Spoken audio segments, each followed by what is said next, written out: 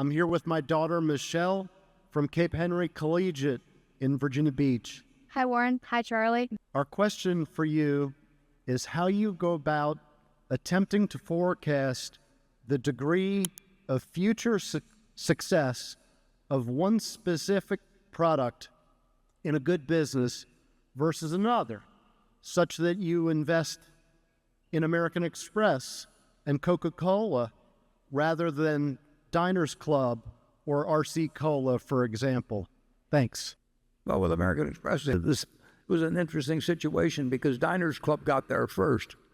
I think American Express, in a certain sense, I mean, they did it for a lot of reasons, but they went into the credit card business because they were worried about what was going to happen to traveler's checks. And although traveler's checks are still exist in a significant way, but the interesting thing when American Express went into competition with Diners Club and with Carte Blanche, as I remember, that was also existed at the time, was that instead of charging less than Diners Club and going in figuring they were going against an established guy and they'd come in at a lower price, they went in at a higher price, as I remember.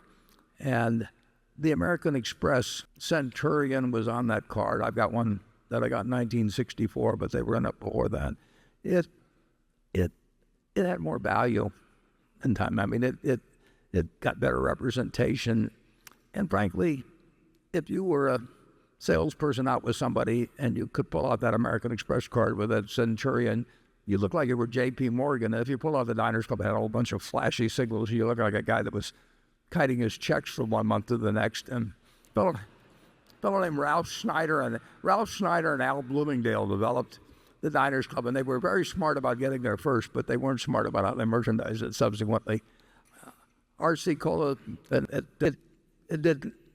There are all kinds of colas that came after Coke. I mean, you go back to 1886 and come up with something at Jacob's Pharmacy that's incredibly successful, fairly soon. You're going to get lots of imitators, but Coke really is the real thing. And, you offer me RC Cola and say, I'll give it to you at half the price of Coca-Cola in terms of drinking it. I mean, this is a product that's 6.5 ounces, sold for a nickel in 1900, and now if you buy it on the weekend and buy it in large quantity and everything, you're not paying that much more. This newspaper was 3 cents in 1942. The amount of enjoyment for real, in terms of the real, what you pay for this, has gone dramatically down in inflation-adjusted money. So it is a bargain product. You have to look at See's Candy.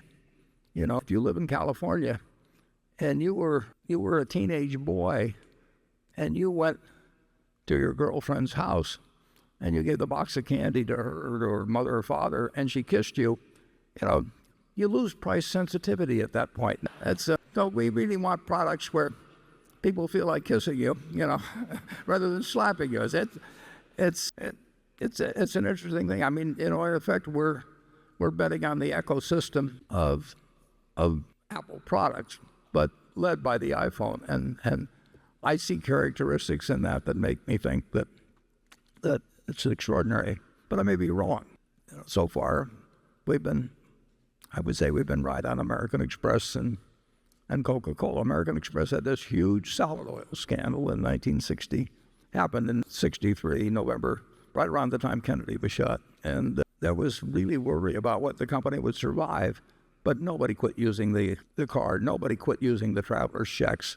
And they charged a premium price for their traveler's checks. So there are things you can see around consumer products that sometimes can give you a pretty good insight into the future. And then sometimes we make mistakes. Charlie? I got nothing to add, except that if we'd been offered a chance to go on to Coca-Cola right after it was invented, we probably would have said, yeah.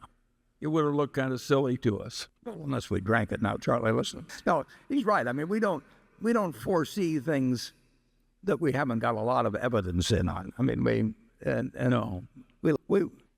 want to see a lot of, if we're talking about a consumer product, we want to see how a consumer product behaves under a lot of different circumstances. And then we want to use something. Actually, there was a book by Phil Fisher written around 1960 called Common Stocks and Uncommon Profits, is one of the great books on investing. And it talks about the Scuttlebutt Method of investing, which was quite a ways from what Ben Graham taught me in terms of figures.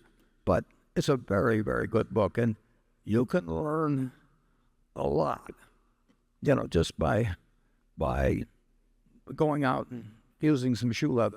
Now they call them channel checks now or something like that, but you can get a feel for some products, and then there are others you can't, and then sometimes you're wrong, but it is a good technique. It's an important investing technique, I would say that, and Ted and Todd do a lot of that, and they have some people that help them out on doing it too. Charlie's done it with Costco. I mean, he is. I mean, all the time he is finding new virtues in Costco, and he's right, incidentally. I mean, Costco has an enormous appeal to its constituency. And, they surprise and delight their customers. And there is nothing like that in business. You have delighted customers, you're a long way home.